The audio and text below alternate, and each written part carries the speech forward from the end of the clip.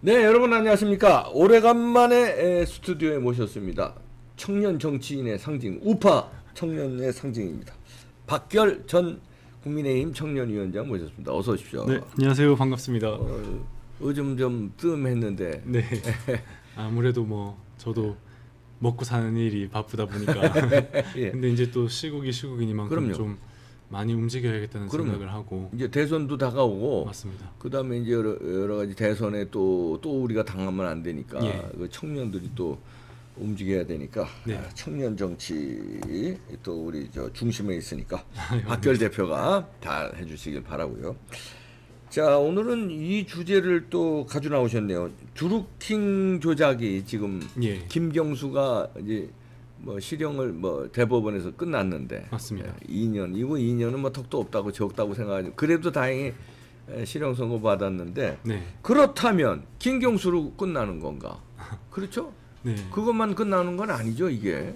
절대 고작 김경수 지사의 실형으로 끝날 문제가 아닙니다. 그렇죠. 지금 사실 국민의 의원들께서 네. 뭐 1인 시위도 하시고 드루킹의 몸통이 누구인지 이걸 밝혀내시는데 지금 집중을 하고 계시는데 네. 제가 보는 관점은 조금 다르거든요. 예. 이게 불과 몇 년 전이지만 우리 네. 국민 여러분들께서도 좀 잊고 있는 사실이 문재인 대통령 당선이 2017년 5월 9일입니다. 그렇죠. 예.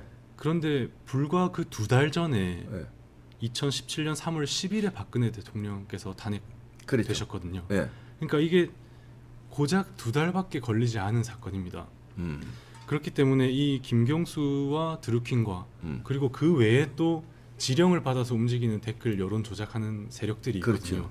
제2, 제3, 제4의 드루킹 조직들이 있겠죠. 맞습니다. 네. 실제로 트위터로 좌표를 찍어가지고 네. 댓글을 조작하는 그 인력 네트워크들이 또 있습니다. 네. 이 여론 조작 세력들이 그렇다면 과연 언제부터 여론 조작을 시작했는지가 핵심입니다. 그렇죠. 이 탄핵이랑 대선이랑이 불과 2달 차이니까. 불과 2달 차이니까 다른 사건으로 이게 볼 수가 없는 거예요. 그러네요. 박근혜 대통령의 탄핵 때부터 여론 조작이 벌써 움직이기 시작했고 그 부정한 여론 조작에 의해서 박근혜 대통령께서 그런 화를 입으셨다고 보는 탄핵 것이 억울하게 당하고 맞습니다. 그다음에 그걸로 문재인은 정권을 탈취하고. 네, 그러니까 그 여론 조작은 그 전서부터 이루어졌다고 맞습니다. 보는 거죠. 그 전 과정에서 우리 이 댓글 조작들이 일어난 겁니다. 그렇죠. 예. 왜냐하면 이 검찰 조사에 따르면은 김경수와 드루킹이 메시지를 최초로 주고받았던 게 2016년으로 돼 있습니다. 예.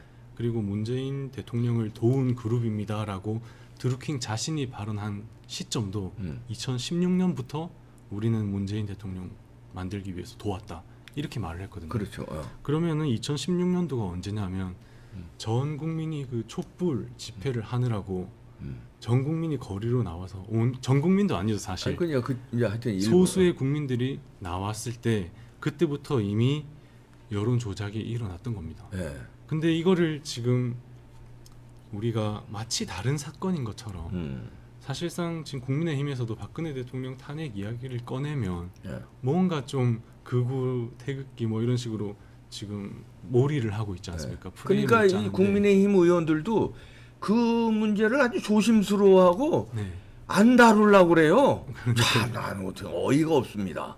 근데 드루킹과 김경수와 민주당의 여론 조작 세력이 예. 그때부터 움직였다는 것을 주장하는 것이 그리고 그때부터 움직였다는 것을 밝히는 것이 어떻게 이게 뭐 친박이 될 수가 있고 아유 그렇죠. 네 어떻게 이게 극우가 될 수 있어요? 부정된 걸 밝히자는 건데. 네, 맞습니다. 민주주의를 수호하자는 건데. 네. 그래서 2016년도부터 일단 김경수와 드루킹은 만나서 움직였고 네. 그때부터 촛불 시위 때부터 네이버를 활용한 다음 등을 활용한 댓글 조작이 일어났다면 이게 탄핵 정국에서는 없던 여론 조작 기술이 문재인 대통령 선거 기간에만 갑자기 뿅 하고 나타난 게 아니거든요. 그거 아니죠. 예. 네.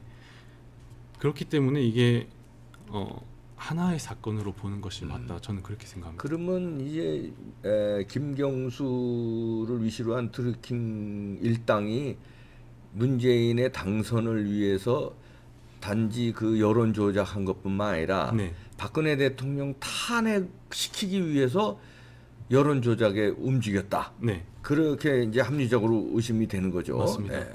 이거는 이제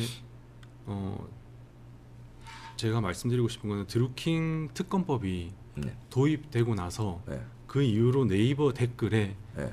무려 36.5%가 감소했습니다. 댓글 수가요. 수가. 네.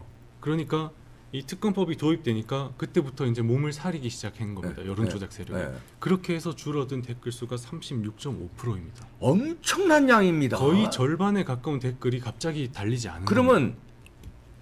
그 전에는 그 엄청난 양이 무리하게 조작돼서 달렸다는 겁니다. 맞습니다. 달렸다는 네. 거가 되는 겁니다. 달리고 그리고 쓰지 않더라도 좋아요를 누르고 뭐 싫어요를 누르면서 그게 마크로에 의해서 막 기계적으로 좀 움직였다는 거 아닙니까? 맞습니다. 네. 그거를 자기들이 원하는 댓글이 가장 상단에 보이게끔 계속적으로 작업을 해왔던 거고 네. 이게 뭐 검찰 조사에서도 밝혀진 거지만 드러난 댓글 조작만 1억 개 이상이고 네. 그 중에 김경수와 드루킹이 공모한 것으로 보이는 것이 8,800만 건입니다. 8,800만 건입니다. 네. 네. 그게 지금 드루킹과 김경수만 해서 이 정도인데 트위터, 그다음에 단체 카톡, 그리고 네이버 카페나 다음 카페 등에서 지금도 사실 버젓이 일어나고 있거든요. 그렇죠. 좌표 찍기. 네. 이 좌표를 찍으면은 지지자들이 몰려가서 그 댓글을 조작하고 네. 아니면 문자 테러라든지 댓글 네, 테러를 공격을 가하는 하고, 예. 그런 인적 네트워크까지를 만약에 우리가 포함한다면 그 수는 진짜 엄청난 우리가 거죠. 상상할 수 없는 숫자입니다. 네. 그걸로 인해서 탄핵을 조정당했고 탄핵을 시켰고 네. 그리고 정권을 탈취했다. 맞습니다. 네, 이렇게 보는 거죠. 그래서 36%면 엄청난 거네. 네. 그러니까 지금 제가 뭐 감히 네. 국민의힘 우리 의원님들께나 아니면 대통령 후보님들께 말씀드리고 싶은 것은 굳이 지금 와서 뭐 박근혜 대통령에 대한 동정론이나 뭐 사면론 이런 이야기를 하실 필요가 없습니다. 왜냐하면 박근혜 대통령 탄핵 당시부터 여론 조작이 일어나서 그 조작된 여론으로 탄핵을 당한 것이라면 탄핵이 무효지. 이거는 부정하게 일어난 부정 탄핵입니다. 탄핵이죠. 예. 국민들도 속은 겁니다. 음. 실제로 촛불 집회에 나왔던 시위대의 숫자보다 우리 태극기 운동하시는 어르신들의 숫자가 훨씬 많았지 않습니까? 네. 그거를 언론에서 밝혀주지도 않고 제대로 촬영하지도 않아서 그렇지 네. 그 규모가 상상할 수 없을 정도로 우리 쪽이 더 많았거든요. 아니 그건 실제로 제가 뭐 매주 저 토요일날 봤으니까. 맞습니다. 제가 그때 저 TV조선에서 방송할 때예요. 그러니까 네. 퇴근하면 TV조선이 광화문에 있기 때문에 퇴근하면 어차피 광화문으로 나오는데 네. 그러면 이제 대한문 쪽 그러니까 뭡니까 그 면세점 동화면세점. 동화면세점에서 이제 청와대 쪽으로 광화문 쪽으로는 이제 촛불 난동 세력이 네. 거기 진을 치고 동화면세점에서 저 서울역 광장 네. 그리고 깊게 남대문까지 네. 태극기 세력이 맞습니다. 태극기 들고 그게 숫자가 훨씬 규모가 컸어요. 그 길이 모자라서 교보문고랑 그 옆에까지 그치 옆에 파생돼서 쭉, 예. 청계천으로 또 쭉 내려가고 맞습니다. 예, 맞습니다. 그게 실제로 이제 민심이었고 사실 젊은 층이나 아니면 서울에 살지 않는 분들은 참여를 할 수 없어서 예. 볼 수밖에 없는 게 이제 댓글 여론이거든요. 예. 그러니까 그 댓글 여론에 속아서 예. 그리고 댓글 여론에 원래 갖고 있던 생각들조차도 흔들렸기 때문에 예. 그런 비극이 일어났던 겁니다. 맞습니다. 그래서 이거를 절대 뭐 드루킹의 몸통이야 문재인 대통령인 게 너무 당연하지 않습니까? 네. 뭐 어떤 사건을 볼 때 가장 수혜자가 누군지 가장 피해자가 누군지를 생각하는 것은 뭐 그 수사의 기본이고 기본이에요. 예. 뭐 삼척동자도 다 아는 사실이기 때문에 그것은 너무 당연한 일이고 우리가 시점을 다시 한번 생각해 볼 필요가 있다. 그럼요. 그렇게 되어서 이 대한민국이 진짜 소수의 부정한 그룹 때문에 얼마나 꼴이 우습게 되었는지 이것을 이제 우리가 밝혀야 될 때라고. 조작당한 여론에 의해서 정부가 정상적인 정부가 찬탈당하고 나라가 이게 조작된 건데 이 댓글이 여러분들 이제 얼마나 중요하냐면요. 저만 해도 방송할 때 이제 댓글을 가끔 소개하잖아요. 그러면 제일 위서부터 소개해요. 맞습니다. 그거 어떻게 다 수백 개, 수천 개 댓글을 소개할 수가 없으니까 위에서부터 한 10개, 한 20개, 많으면 20개 이렇게 소개하는데 이게 조작된 게 위로 올라가고 정상적인 댓글들이 밑으로 내려가서 보이지 않게 되면 그 위에 본 한 10개, 20개를 보고 아, 이게 여론이구나. 착각을 하게 되면 밴드웨건 효과로 자기가 다른 생각을 가졌어도 내 생각이 틀렸구나 하고 이렇게 한번 갸우뚱하게 된 거거든요. 이렇게 많은 댓글들이 예를 들어서 문재인을 응원하고 박근혜 대통령을 탄핵시켜야 된다네. 그러면 하면서 내 생각이 잘못된 건가? 이게 전체 여론이고 대세인가? 이렇게 착시 현상을 일으키기 때문에 댓글 조작을 하는 겁니다. 이 자들이. 네. 그러니까 이거를 지금 1인 시위만으로 그치고 있는 것이 저는 정말 좀 황당하거든요, 사실. 그러게요. 뭐 우리 당이긴 하지만 네. 만약에 이런 사건이 우리 쪽에서 일어났던 사건이라면 아이고 우리 뭐 쪽에서 난리 만약에 이렇게 댓글을 조작했고 만약에 8,800만 건을 공모해가지고 그 기계 매크로를 돌려서 아이고 국민을 속였던 민주당이 과연 1인 시위만 하고 아유 있을까? 국정조사에 특검에 뭐 난리 나고 수사 들어가고 난리 났을 겁니다. 맞습니다. 네. 그렇기 때문에 좀 더 뭐 전투적으로 혹은 조금 더 논리적으로 봐서 우리가 이 사건을 좀 더 확대해서 지금 우리가 이렇게 나라가 어려워진 최초의 사건으로 돌아가야 된다. 그리고 그럴 수 있는 증거와 그럴 수 있는 합리적 의심 그런 게 충분하기 때문에 지금이라도 우리는 이 사건을 처음부터 바로 잡아야 된다고 생각합니다. 그 증거가 아까 지금 중요한 증거를 대셨네 박결 대표가 그 36점 몇 %가 그게 댓글 사건 드루킹 댓글 특검이 하자마자 겁먹어서 그걸 안 한 사람들이 36%나 줄었다는 거는 아니 3%가 줄어도 전 국민으로 여론으로 보면 엄청난 건데 맞습니다. 36%는 건 여러분요. 예를 들어서 이 문재인 지지율이 지금 40% 나온다고 그러는데 거기에 36%가 조작된 여론이라면 그건 4% 나온다는 거예요, 지지율이. 그러니까 엄청난 겁니다. 이 36%는 거는. 네. 이런 증거들이 있기 때문에 네. 다시 뒤집을 수 있겠네요. 맞습니다. 그러니까 탄핵과 지난 대선과 여론 조작의 세 가지의 연관성을 찾는 작업들을 지금에서부터라도 물론 뭐 사면론의 이야기하는 것도 물론 필요하겠지만은 그것보다도 진짜 억울함을 풀고 진짜 우리나라를 바로잡으려면 그 세 가지 사건의 연관성을 빨리 찾아야 된다고 그러네요. 생각합니다. 아니 사면론은 무슨 뭐 죄를 짓지도 않고 억울하게 뺏긴 건데 그거 전에 이거 억울하게 뺏긴 거에 대한 원흉을 찾으면 그건 뭐 사면론은 그건 뭐 당연히 따라오는 거죠. 와. 여론 조작에 의해서 만들어진 탄핵이라면 그러네요. 이거는 처음부터 다시 시작해야 됩니다. 그러네요. 아, 좀 아쉬운 게 그때 저 몇 달 전 자세히 기억 못 하는데 TV조선에 그 탐사 프로 있어요. 유호성 탤런트가 사회 보고 예. 거기에서 차이나 게이트를 탐사보도 세븐. 탐사보도 세븐 네. 거기서 이제 차이나 게이트를 추적했는데 네. 중국에서 1,000만 명이 네. 동원돼서 한국의 여론 조작을 한다는 거예요. 네. 그 지금 말하면 드루킹 같은 여론 조작을. 네. 그러니 이 지금 우리나라의 여론이라는 게 이게 믿을 수 있냐 이런 맞습니다. 얘기예요. 그래서 실제로 뭐 댓글 기능 자체를 그냥 없애자, 뉴스만 보게 하자 이런 의견들도 많이 있고 저도 사실 거기에 좀 동감하거든요. 기사는 기사로서 국민들이 읽을 수 있어야 되는데 저희 같은 젊은 세대들은 특히 좀 그렇습니다.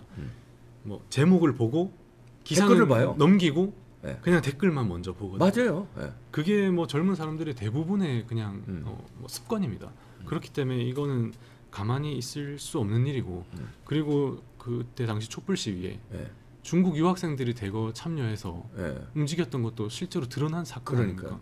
그러니까 이게 파고 파다 보면 진짜 어디까지 들어갈 수 있을까? 네. 우리나라가 얼마나 이렇게 다른 뭐랄까요? 음침한 세력, 위험한 세력에 의해서 세력. 오염이 됐나? 네. 그런 생각을 하게 오염된 게 아니라 조종당하고 조작당하고 있는 거 아닙니까? 맞습니다. 이게 그때 걸로 끝나는 게 아니라 이번에 대선이 이제 몇 달 후로 다가오니까 또 일어날 수 있다는 거예요. 또 일어날 수 또 있습니다. 조작을 한다는 네. 거죠. 그러니까 지난 거를 밝히려고 노력을 해야 겁이 나서 또 안 일어나지. 네. 이대로 뭐 무슨 뭐 사면이나 얘기하고 뭐 몸통은 문재인이다 이렇게 하고만 넘어가면 스물스물 또 조작 세력이 조작을 한다는 거죠. 정권을 잡기 위해서. 상황이 이런데 뭐 실제로 몸통이 문재인이 아니라는 식으로 말하는 분도 우리 당에 있으니까요. 그니 국민의힘을 아니 우리 전 청년위원장으로 한번 여쭤볼게요. 지금 국민의힘 어떻게 보십니까? 네, 국민의힘. 뭐 저는 항상 제가 소속된 당이기 때문에 뭐 응원을 하고 당연히 저도 저희가 정권 교체를 하는 데 있어서 미랄이 되고 싶은 마음이 있습니다. 하지만은 MZ 세대에 대한 이야기가 많이 있잖아요. 젊은 세대. 예. MZ 세대에 맞춰서 젊은 세대들이 이제 중심이 되고 뭐 이런 이야기들이 많긴 한데 저도 젊은 세대로서 요즘에 많이 느끼는 거는 대한민국이 만약에 하나의 큰 나무라면 MZ 세대는 그 위에 화려하게 피어 있는 꽃입니다. 근데 그 꽃이 존재하려면 분명히 그 나무에 기둥과 뿌리가 있어야 되는 거거든요. 그 나무의 뿌리가 바로 건국 세대라고 저는 생각합니다. 우리 할아버지, 할머니들. 그렇지. 그리고 그 기둥이 산업화 세대입니다. 산업화 세대지. 그 진짜 한강의 기적을 일으키고 저희가 이렇게 화려하게 꽃필 수 있도록 든든하게 기둥이 되어주신 바로 우리 아버지 세대를 절대 잊어서는 안 되거든요. 근데 초점이 너무 화려한 그 꽃에만 가다 보니까 우리가 그 뿌리 세대와 기둥 세대에 대한 감사함을 잊고 있는 게 아닌가. 그래서 그 문제점들이 여기저기서 나오고 있는 게 지금 저는 국민의힘의 좀 안타까운 상황이라고 봅니다. 그저 비유가 좋네. 그 뿌리가 건국 세력이고 기둥이 산업화 세력이고, 그다음에 거기도 이제 가지가 있고, 그다음에 꽃만 지금 보고 자기들이 뭐 화려하게 다 화려하니까 화려하다 뭐 이러는 건데 그러네요. 아이고 박결 대표, 아유 훌륭한 얘기였습니다. 감사합니다.